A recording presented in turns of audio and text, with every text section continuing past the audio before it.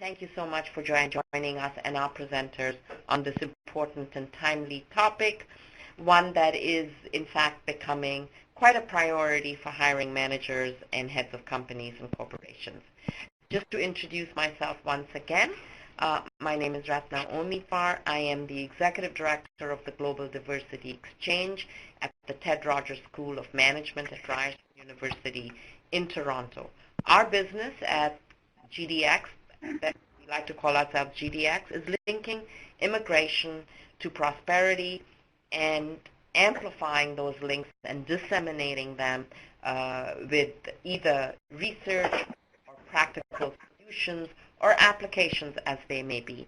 One of our primary platforms is Hire Immigrants, because employment and the whole world surrounding the context of hiring is one of the most important levers of releasing that prosperity in immigrant talent. So co-hosting this webinar today with us is Upwardly Global from the U.S., the leading not-for-profit organization in the U.S. that works exclusively with immigrant and refugee talent. It provides job search training, and it connects them with employers. But like Hire Immigrants, Upwardly Global also recognizes the critical leadership potential of employers to reduce barriers by changing their systems and their processes as a reflection maybe of their values and their experiences. And thank you to CEO Nikki Cicerani's team at Upwardly Global, our partners in convening this webinar. A quick word about who is in this room. We have over 200 people in this virtual room, and we actually don't know if the 200 people are magnified sometimes over because there are 3 people in a room or not. We have a great cross-section of participants from different companies, from different organizations, different levels of government, from different departments, from HR to operations. Welcome to our Canadian participants, many of them are returning, and also welcome to our new U.S. and European and, as I see, Australian friends. And I certainly hope that people from other parts of the world can spread the word about our work, because as much as we have focused at Hire Immigrants on hiring approaches and policies of Canadian employers, we recognize that this is in fact a global opportunity, which is why we are now reaching out to jurisdictions in the United States, Europe, Australia, and elsewhere. So today we are convening around the wicked problem, borrowed from, I believe, a noted academic in Canada who has described the barriers to employment for immigrants as particularly wicked, and the wicked problem of hiring bias that brings us today. And the problem is this: bias, whether conscious or unconscious, favors certain people in the hiring process based on characteristics like name and education that have absolutely nothing to do with talent or potential. Bias puts limits on many forms of inclusion. Gender and ability are notable examples, but today our discussion focuses on the diversity that comes from migration. The fact that Matthew is more likely to get called in for an interview than Samir, even if Samir and Matthew have the same education, the same experience, and the same qualifications. This is, of course, bad for immigrants. Many immigrants in Canada are called visible minorities. In other parts of the world, different definitions are used. And at least in Canada, and I can say with some assurance with other parts of the world as well, immigrants are disproportionately underemployed in jobs below their skills and qualification levels. This is clearly bad for immigrants. It's also bad for employers, because you're losing out on talent and you're losing out on possibly the best people and the brightest people. So joining us today to help us understand how and why this form of bias occurs are 2 experts. I'm really, really happy they were able to join us. Phil Oreopoulos is a professor of economics and public policy at the University of Toronto. He is the research associate of the National Bureau of Economic Research and a research fellow at the Canadian Institute for Advanced Research. He has held appointments at Harvard and MIT and is editor of the Journal of Labor Economics. Phil is also co-author of a very influential study here in Canada that he will tell us more about, and from which we borrow the webinar's title, Why Do Some Employers Prefer to Interview Matthew but Not Samir?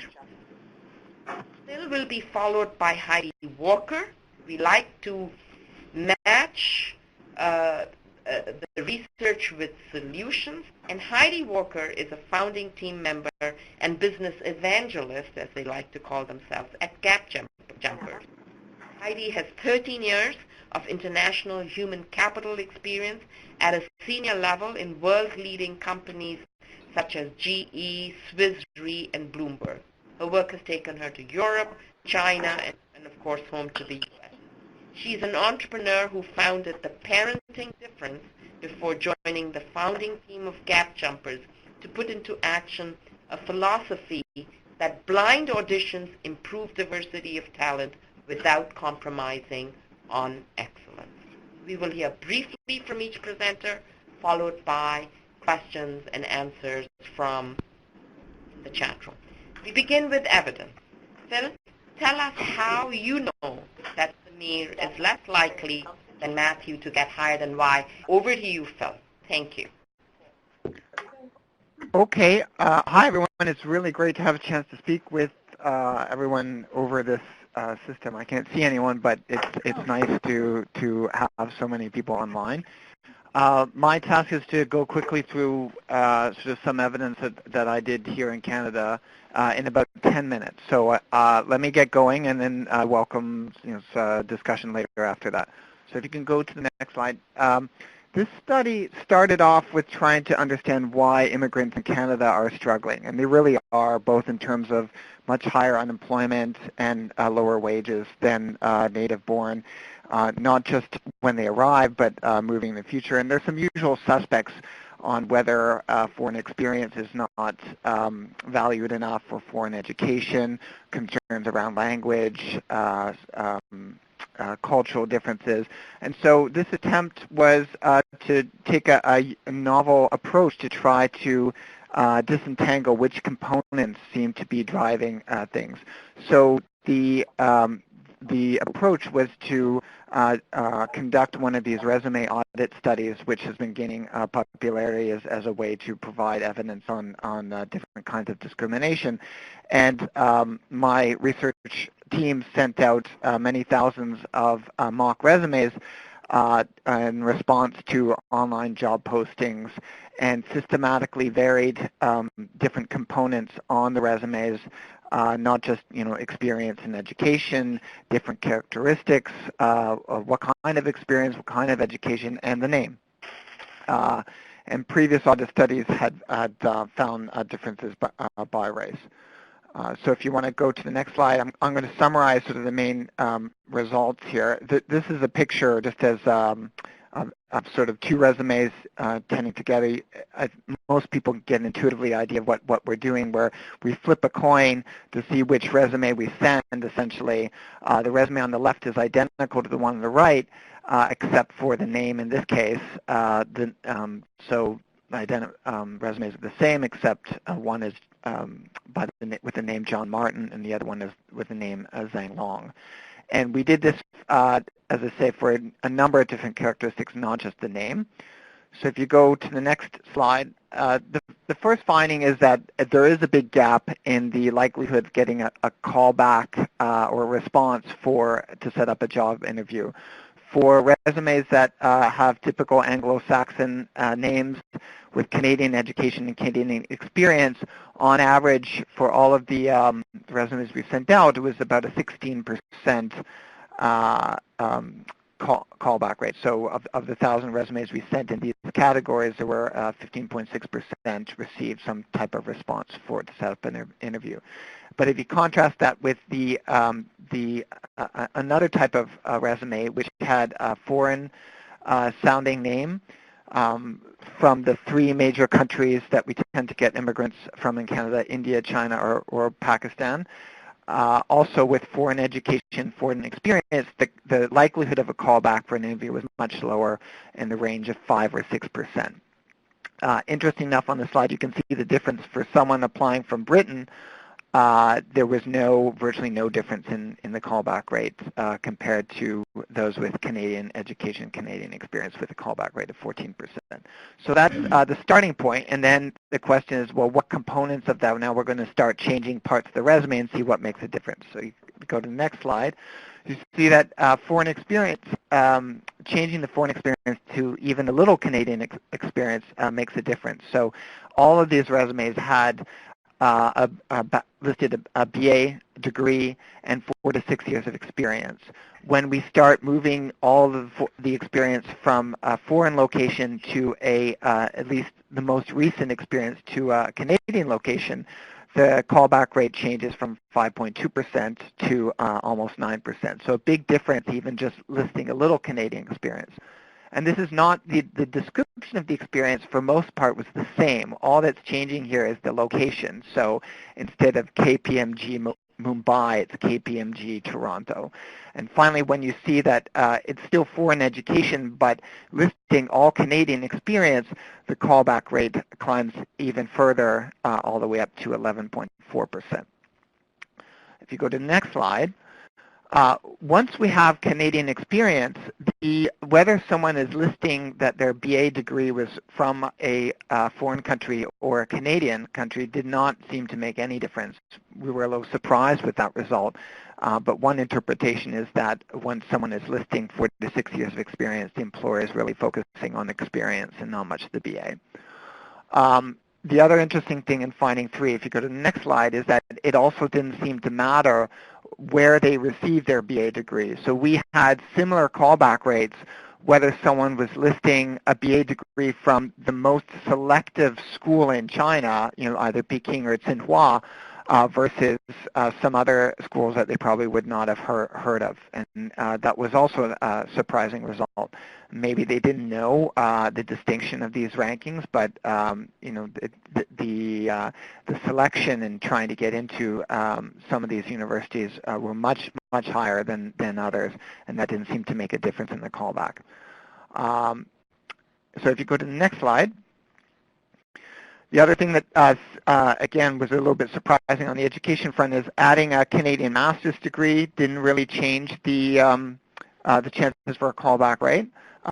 Again, maybe this was once listing the set of experience. The education didn't seem to matter much overall. And then the fourth finding, if you can advance the slide, was that once we kept the resumes on average the same except for the name, there still was a substantial gap in the chances of a callback rate. So if you can see on the slide, someone with a strong Anglo-Saxon name, John Martin, was about 4 percentage points, 5 percentage points more likely to receive a callback rate than someone with Zhang Long or someone with a common traditional Indian, Chinese, or Pakistani name. So the gap overall, on average, resumes with Canadian experience and Canadian education, those with Anglo-Saxon names, had callback rates about 40% higher than those with common Indian, Chinese, and Pakistani names. So if you advance a little bit more, the question in economics, we like to sort of distinguish between generally 2 types of discrimination. One is statistical discrimination, where in models of statistical discrimination, it's a question that employers don't have all the information that they would like, and so that they are inferring from the name information that they wish they knew. An example would be concerns around language or cultural differences that may impact productivity differences. And so without that information and having to limit the number of interviews, an extreme example is that without any information at all except the name, someone whose resume starts with Zhang Long may be more likely to have differences in poor English quality than someone with the name of John Martin without any other information. Another type of discrimination is sort of taste-based or prejudicial, which is that some employers may prefer hiring some groups over others, even if it meant to hire someone who is less productive. Maybe they have some preference that individuals would work with same types of individuals, and even if with the expense of productivity. Now, if you go to the next slide, in the last several years, psychologists have brought up the important point that it's not clear, or it is important to understand whether the types of discrimination going on is intentional or not. And some people have developed these implicit association tests where it might be possible that some of this behavior is subconscious. In this research, subconscious or implicit discrimination is more likely when someone's under stress or short on time, and the choice that's being made is not clear-cut. These are all situations when someone is flipping through resumes, and the idea is that the first impression someone gets is the name, and they immediately, before looking at the rest of the resume, they get a stereotype from that name, and without any other, before updating their priors, they already have an opinion. Now, what's supposed to happen is as they go through the resume, they're supposed to update the priors and reassess as they go through the resume on whether this person should be called back for an interview or not. But psychologists have identified cases where it's like a first impression, and it's hard to get that first impression out of your head. You might not intend to have that impression in your head, but it happens, and it leads to mistakes and not updating correctly as you go through the rest of the resume. If you go to the next slide, the implication is that if this type of discrimination by name is subconscious, then it's also unintentional. So the employer would actually want to avoid this mistake because they may be missing out on individuals that could be more productive. They don't mean to make this mistake, and so one implication is that maybe at the stage, at least of before interviewing, they should mask the name. This has been done, for example, in music orchestras, and there's been this fantastic study at the looking at what happened over time when orchestras started doing blind auditions so that they couldn't tell the gender of the musician.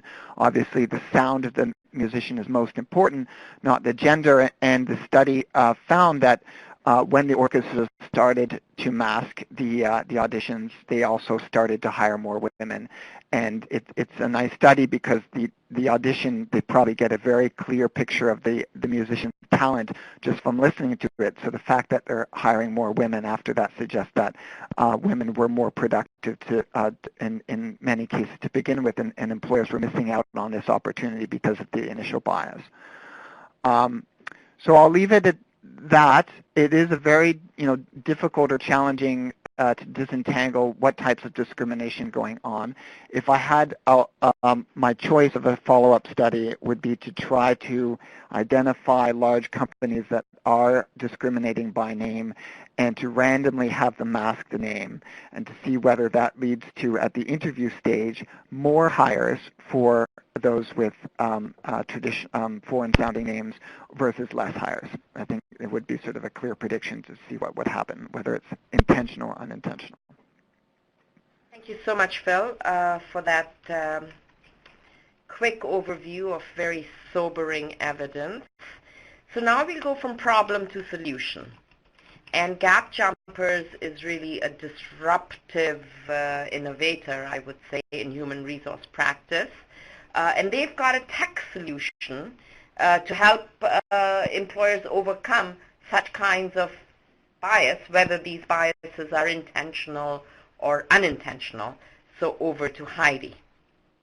Fantastic. Thank you so much, Ratna, and I couldn't have had a more perfect lead-in from Phil's presentation, so thank you, Phil, as well. So it's great to be with everyone today. As Ratna mentioned, I'm a founding team member at Gapjumpers, and I'm going to be talking to you today about our blind audition tool. Next slide. So we've been hearing from Phil about, really this unconscious and implicit bias that we all do need to understand is, part and parcel of the way that we operate as human beings and the way that we actually make decisions. It's really a mental shortcut, if you will. A bias is our tendency to believe that some people, ideas, etc., are better than others, and that usually results in us treating some people unfairly, and it is very often unconscious.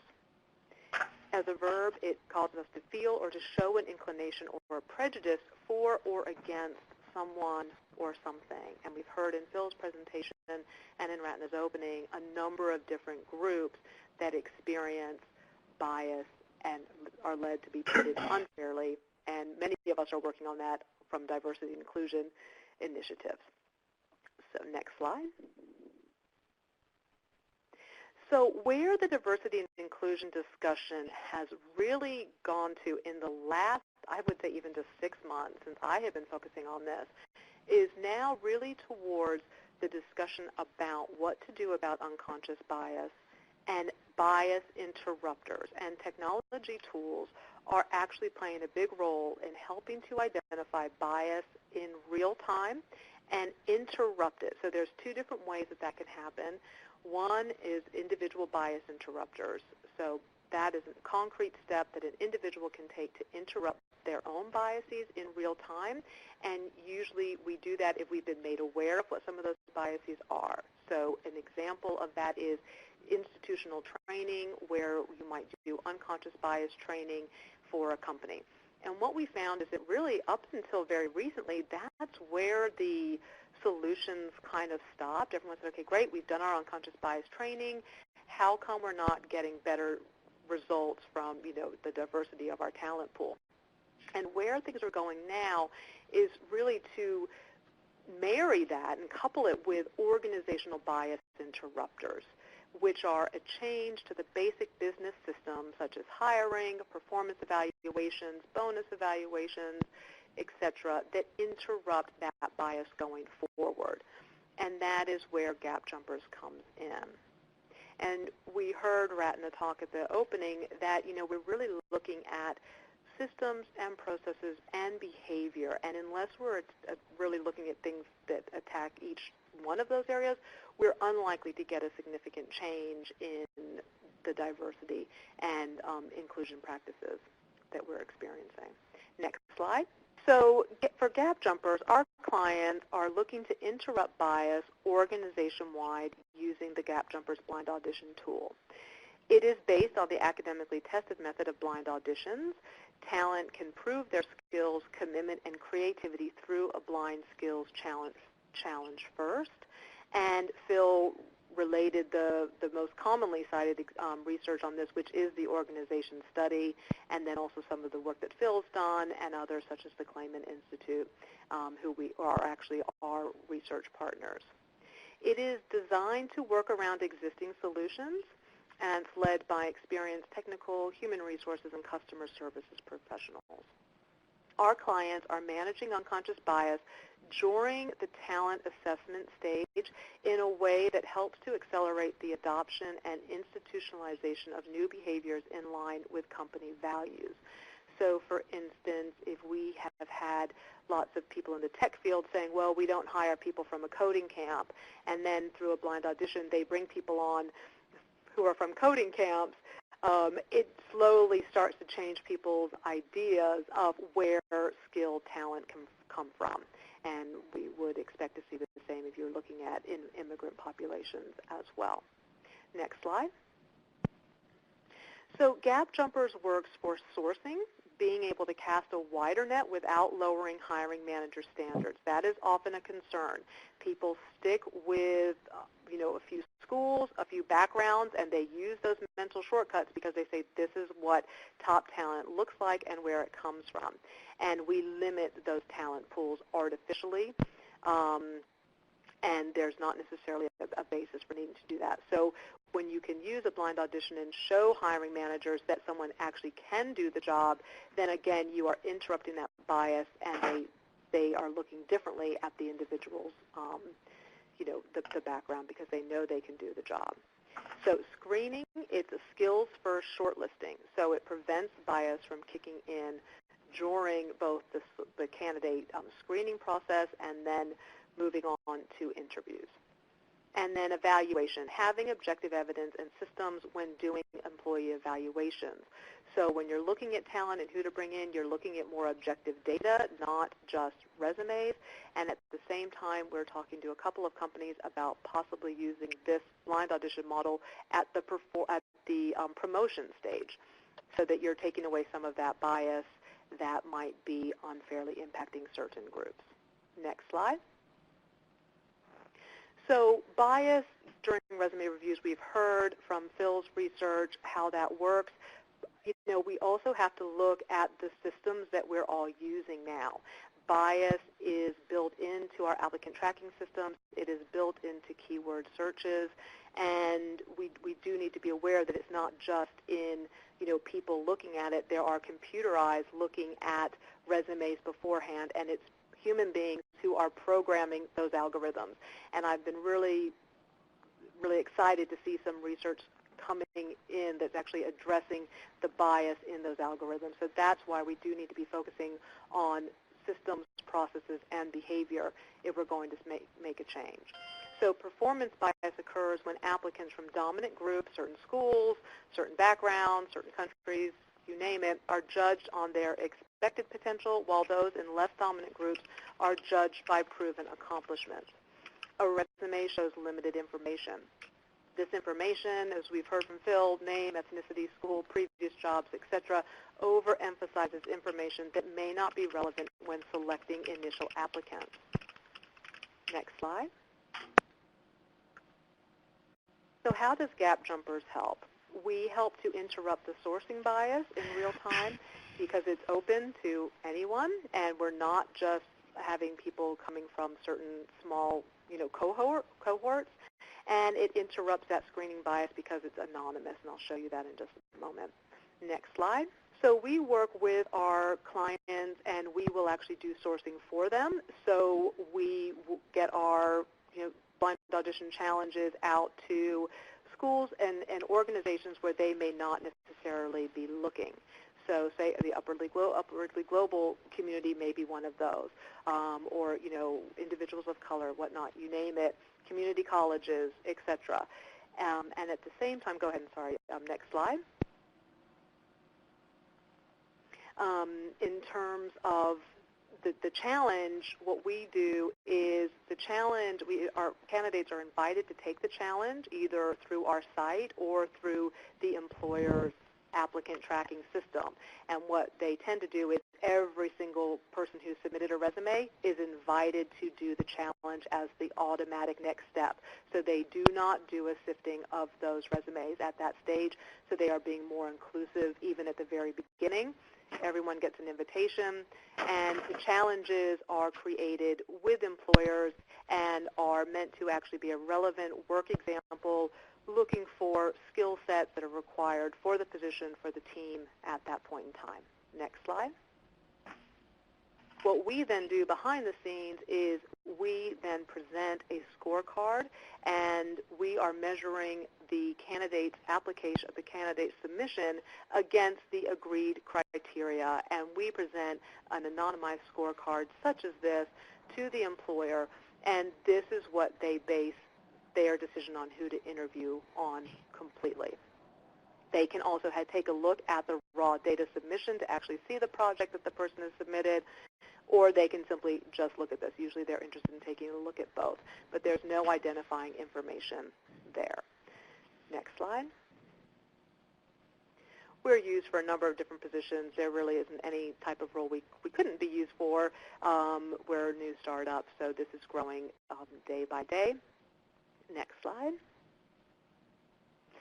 So this was a really interesting example. This is where I was speaking about the coding camps. Erica, this is a role at Adobe. Erica her resume had been overlooked. She came from a coding camp background, and she received a no from the employer. At the same time, she had then submitted her resume through a friend who worked there, and the hiring manager who we were working with said, hey, we're trying out blind auditions. If you want to go further, then you can apply via blind audition. And we presented him with the scorecard. We had no idea about this. And in the end, Erica was one of those top performers. She went along, she interviewed, and she was the successful candidate. And it's just a really great example of where she was overlooked simply based on the resume. But when she had the opportunity to do a blind audition, she was able to start to win them around and let them know that candidates from different backgrounds, from coding camps, et cetera, are actually capable of doing the job, and she is now a developer at Adobe. Next slide. The other fun thing that we're finding, which is fantastic, is that we're also finding that this tends to be a faster process, and that is sometimes one of the, people are reluctant to change a process because they're worried that they might not be as successful, it might take longer. What our clients are finding is that because they're already doing a skills screening at that initial stage, then they know they've actually got a job skills match, instead of sometimes waiting until much further down the line to do that, if even at all. And so we're finding, this is an example from BBC Digital in London, where we actually saved them 17 days on their normal process. So that's something that people are also interested in, is what is the actual process. But we're also getting not only better efficiency, but we're also interrupting and creating a bias interrupter at that selection stage. So there's a win-win there. Next slide. A number of clients are using us. Again, we tend to start just with one department because this is a change. We have all been using resumes for decades, if not actually hundreds of years. And this is a change. It is a fairly large-scale change, and we find, kind of department by department, hiring manager by hiring manager, we can work with them and, slowly but surely actually, make this a bit more of a more normalized process for people to actually use. Next slide. So in closing, bias is interrupting diversity, and the tools that we use are really, we only use bias to make a judgment about resumes. So they only work when we apply bias to it. And we need to be very careful about the algorithms that we use and actually thinking differently about those very commonly accepted tools that we use that are actually creating the lack of diversity and the lack of inclusion that we currently have. And resumes are really a key part of that, as we heard from Phil's presentation. Blind auditions interrupt that bias and allow to actually have a more inclusive applicant process and make sure that you are looking at skills that are required and relevant for the job, and you are interrupting that bias at that selection stage. And most importantly, you are then working on both behavior, systems, and processes all at the same time, which is usually the most impactful way to actually drive significant change. So that is, that's it from me. Thank you, Heidi. And spot on time. We have lots of time for questions and answers. So I would encourage the participants to submit questions in the Q&A box while we get this part of the webinar going. In the meantime, you will see a file box on your screen. This file is Phil's seminal study that you can download and by clicking on it. So I'm going to kick off with my first question to Heidi. I've always been interested in anonymizing aspects of the application process, and I want to ask you, you gave us one anecdote of a woman getting screened into Adobe. Do you have aggregate information from your work so far? Can you share with us whether Gapjumpers does succeed in putting new talent in front of the employer, talent that they wouldn't have considered, or does the technology still lead to the same outcome? I'm just curious about that. Sure, yes, exactly. So we are working with the Stanford's Clayman Institute for Gender Research, and they are our research partners. We are creating a study based on this first year of data that's going to be presented there in November. What we do have so far to share with you is that we have been seeing that 54% of applicants who take the blind auditions are women, and 46% of them are male. So we've been finding that there is a positive impact on gender diversity when you use blind auditions. What we have got up until we finish the research for the November report is more anecdotal. So for the instance of that Adobe example, that client interviewed 2 candidates through our process. One was an African-American male from a community college, and the other was a female from a coding camp. 2 individuals who would not have made it through based on resume screening alone because of education pedigree bias alone, not alone when you add in names to it. And we've seen all of the research points to a double and a triple whammy when you add different names, women's names, African-American names, etc. So we are pulling all of that together for research because right now blind auditions, everyone knows, would be the ideal way to do things. If there's a process and it's not too hard for people to put into place, and then 2, if you're then also getting the results. And we are excited to present that information in November. Okay, so we must remember to loop back to you in November and either post the results of your first outcome evaluation either on Hire Immigrants or invite you back for another webinar. Let's see. So that is fascinating. A question for you, Phil, a design question. Is there a simple method managers could use to identify bias in their processes or policies? To identify it, well, the cleanest way is to flip a coin on when you rent to mask the name or not, and to see if that has any impact on your hiring. That's maybe sometimes easier said than done, but at the same time, I mean, there's one thing I would emphasize is that if employers have a concern that this type of behavior is going on and they want to avoid it, it's not hard to set up a trial basis run at just seeing what happens when, for a couple postings, you try to mask the name. You could collect resumes. There's lots of ways to do it. You can collect resumes and have someone else take the name out before looking at them. Or through computers, you can print out everything except the name, and you could do it on a trial run and gain experience from that, deciding how the process went. Did it restrict you in any way? Like I saw one comment was, well, you're not going to be able to Facebook to see the conditions. Maybe you could have someone responsible for knowing the name, but the other person who's actually making the decisions not knowing the name. There's different ways to do it, and setting up as a trial run, I think, is certainly possible. As I said earlier, my ideal would be to have a company explore whether masking the name does make a difference to who they interview, and then they could observe whether masking the name leads to more likely to hire someone with a foreign-sounding name or not. Because if it does lead to more likely hire someone at the interview stage, that also implies that originally having the name on the resume was missing out on final hires. On the other hand, if it leads to people getting to the interview stage and then being less likely to be hired,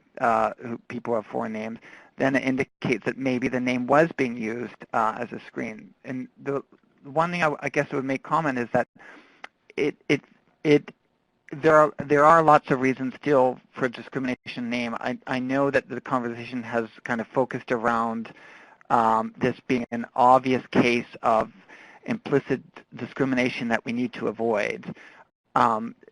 It's complicated, and I think it's interesting to kind of, it's easy for me as an academic to say more research needs to be done, but I think that it's not so obvious to kind of recommend everyone should always be masking the name. I think it's something easy for the firms to try to see how it goes, and we can learn from that and then update and have this conversation as we go along. Excellent. I have lots and lots of questions to both of you, but I'm going to hold back and give the room a chance. We have a question. Any idea of why some employers did call back foreign-sounding names? Were these bigger companies?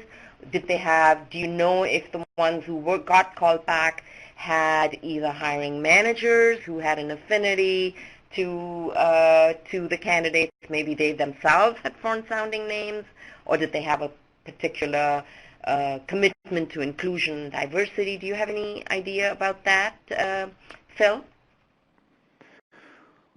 Well, we can't really say why someone calls back for an interview or not, like what factors, whether,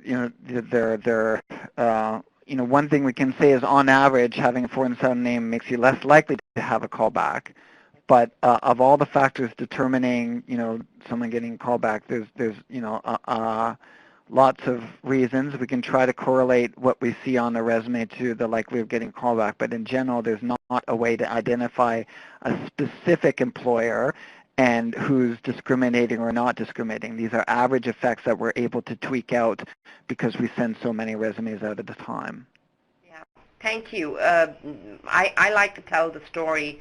When I came to Canada, I was advised to change my name, and I did not. But I do know, I think maybe it's you, Phil, who did the study, or was it someone else, that even when people change their names from Samir to Samir Samuel, they still have a penalty that they pay. Is that true? Right. So many, Chinese immigrants, for example, especially young ones, will adopt an English first name. And so instead of Zhang Long, they might have Jacob Long. And that did not seem to impact the callback rate by a lot. Sometimes I've also got the advice on whether I should change my name, but usually I say no, because your name means so much more to you than just your chances of getting a callback for a name. I mean, this is who you are and an important part of you and how you were brought up and who your identity is. So I wouldn't advise someone over all of this to change their name. An excellent question from Sarah from the OPS, the Ontario Public Service. How can blind auditions work for knowledge worker jobs that are not so clear-cut?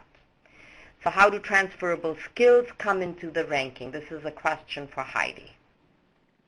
So we started with technical jobs because the tech industry has, been giving so much focus for their lack of diversity in the workplace and in their employee base. But we're expanding that all of the time. So, even if you were to take, say, a human resources position, I myself was an expat. I had done my master's in the UK. I was trying to get a job back here in the U.S. as a human resources director. I felt that I was experiencing some bias against having had a career break, the fact that maybe people looking at my resume, to Phil's point, didn't know that the London School of Economics was a really great school where I did my master's, for instance. And I was wishing that someone would do a human resources director challenge for me. And I could have easily, I could put that type of thing together, looking at talent or succession planning or whatever it might be that you need to test people for. So what I would say is that you really can put a challenge together for many types of roles. It's more about what does the challenge test for. Now, you could, are we going to be able to say how well is someone going to do it, say, customer service? We could ask someone, theoretically, a question about customer service and ask them to, put something together around that. Chances are that's going to be something you're going to test at the interview stage as well. So there's some things that this is better for than others, but as far as I'm concerned, I really don't see that there's many roles where we can't actually create a type of challenge to at least do an initial screening to base our applicant, who we actually decide to interview, based on completely objective information that's very performance-based. Okay, so I have heard some pushback on anonymizing resumes, and this is a question to both of you if you would like to answer or even get responses from the audience. And these are from employers who have a mandate to exercise a certain level of positive discrimination. So you hire women and you hire people with disabilities, or you hire visible minorities in this case, or racial minorities. And by anonymizing that, you take away that instrument of positive discrimination as well. I wonder if either of you can comment on that. Is that a valid reason not to address, the names issue, or not? I mean, if you have positive preference towards visible minorities as a policy, and obviously you're not going to be able to practice that if you don't know who's the visible minority, so you're not going to be able to do that. I guess the question is just to ensure that that policy is actually leading to the types of hires that is desirable under that policy, rather than negative discrimination actually creeping into it as well. Thank you. This is something that does, interest me, and I wonder where we can go next, whether there's a research there for you to Phil to consider. So here's a question from Nadia. It's really an excellent question. Is how do you sell this, Heidi? Do you sell it from a human rights perspective? Do you sell it from a social justice perspective? Or do you sell it from a prosperity perspective? Mm-hmm. Well, there's a really great book that was just written by Ruchika Tulshyan called The Diversity Advantage.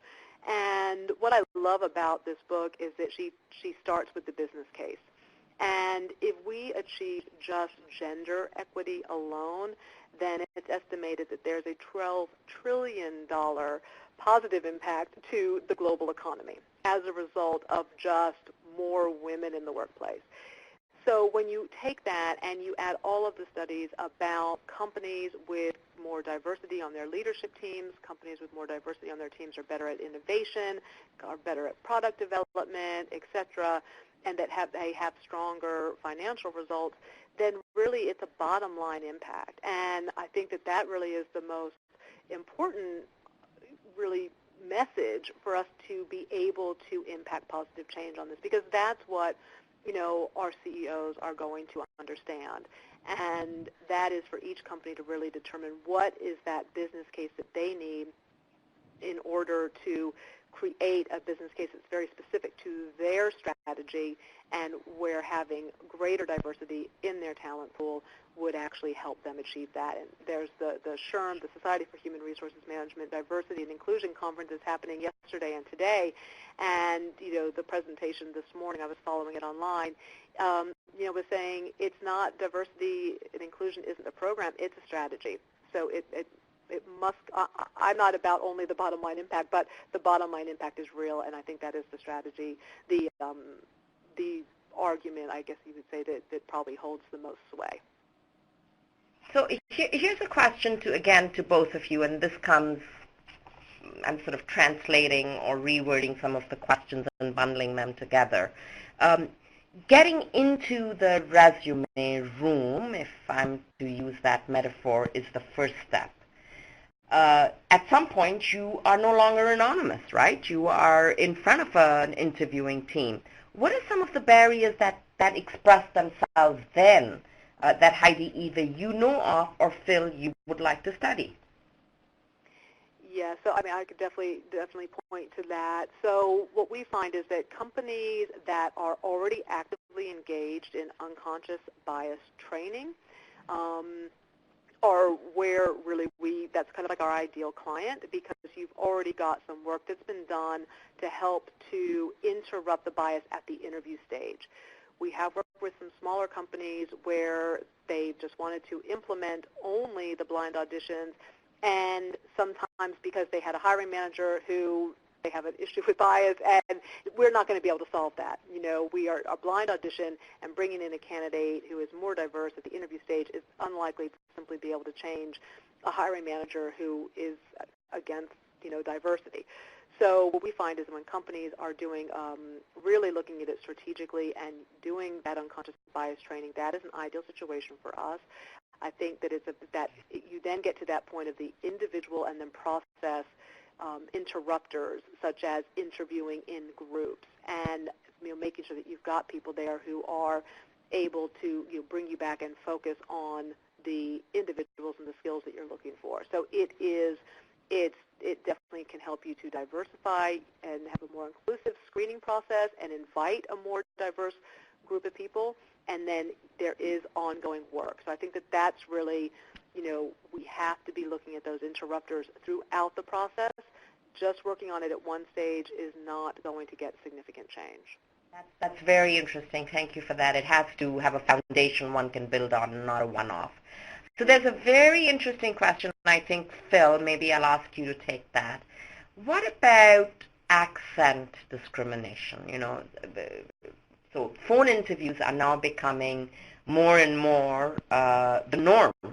And you may be anonymous at the end of the phone. You may even be anonymous in the application. But what about your accent? Do you have a sense whether the bias on names would get replicated with the bias on accent, or? I don't think that you're going to be able to remove the need for most employers to have face-to-face interaction to decide whether someone should be hired or not. There may be very good reasons to know whether someone has an accent or not, or whether, you know, how well they speak English. With very few exceptions, like musicians, you know, most people will want to interact with the candidate before making the hire. The question is whether the employer feels that there's a chance of unintentionally reacting to the accent in a way of, you know, that biases the interest in a negative way. But on the other hand, the employer may actually want to know how well that person can communicate and will interact with, you know, its clients. So whether it's an accent or how well they can communicate, I think there is. It comes down to whether the employer thinks that this behavior could be intentional or unintentional, and they have to be being aware of this possibility is sort of the first step to try to prevent it. There are lots and lots of questions. I can hardly keep up with them, and some of them stray beyond the focus of our webinar, but we are keeping them all in mind because they give us an idea about what's the next webinar or discussion we should have. What about, do either of you have a sense whether, you know, social media platforms such as, what is it called, LinkedIn and Facebook have a positive or a negative impact on talent that is non-native, let's say? Heidi, do you know how many employers actually base their hiring discussions based on research they may have done on Facebook or LinkedIn, and whether or not, let's take visible minorities or immigrants as an example, whether immigrants get a leg up or they're booted down the ladder once again, to use a crude metaphor? Yes, no, it's a really great question, and I'm actually not aware of any formal research that has been done. I think that there's a challenge with this, that this would be really something where people would have to self-report, and I think that it would be great to do a study on it. I have seen, once again, we come back to some anecdotal pieces where often, I've even seen it at, say, sourcing conferences where they're saying, yeah, get online, look at LinkedIn, look at Facebook, make sure that you're looking for culture fit in those candidates. And, really we're trying to get away from this term, even culture fit now, because usually what that means is people who are like us and more like us, and employee referrals are another great example that, is kind of been focused on finding people that are very similar, and it hasn't actually helped with, the diversity numbers in organizations. So I think that there is definitely work to be done on that.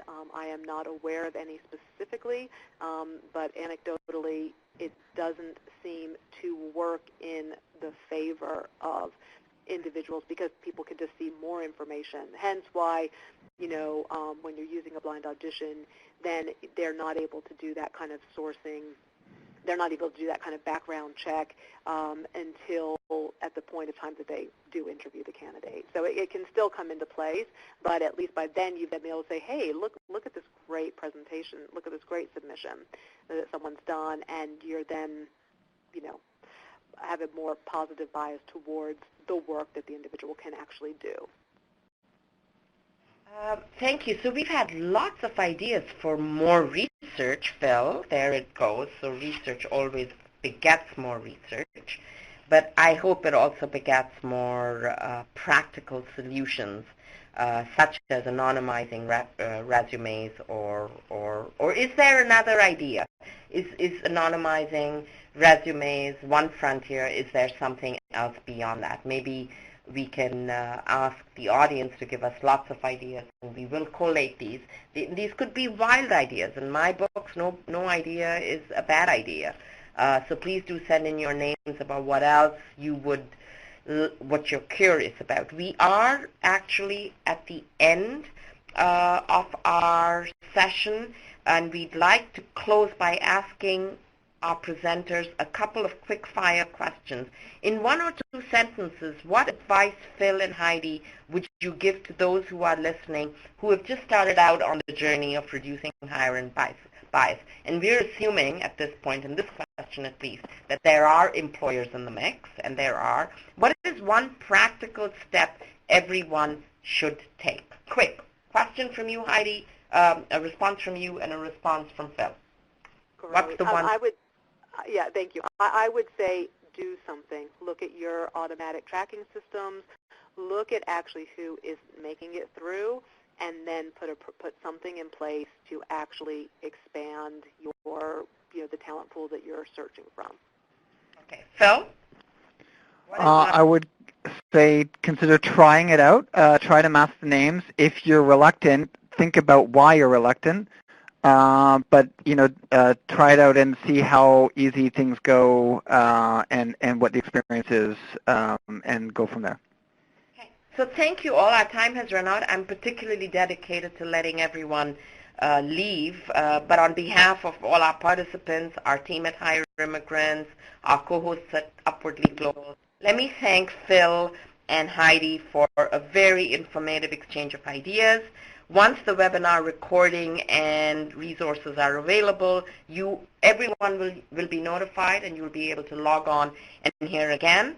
To our audiences in Toronto, San Francisco, and beyond, we want to hear about more good stories and more good practice and more research that we can profile. So we know what we know, but there's lots that we don't know. So give us some links and ideas. And stay tuned for one date in particular, March the 2nd, 2016. We will be hosting a conference in Toronto, and one of our panels will be on the theme of new talent, new markets, and this will be the 3rd International Cities of Migration Conference that will be convened in Toronto for the first time. So finally, we really value your feedback as well as your ideas for upcoming webinars. We apologize for the technical glitches. So do complete your online evaluation by clicking on the link on your screen and in your email. So goodbye, everyone.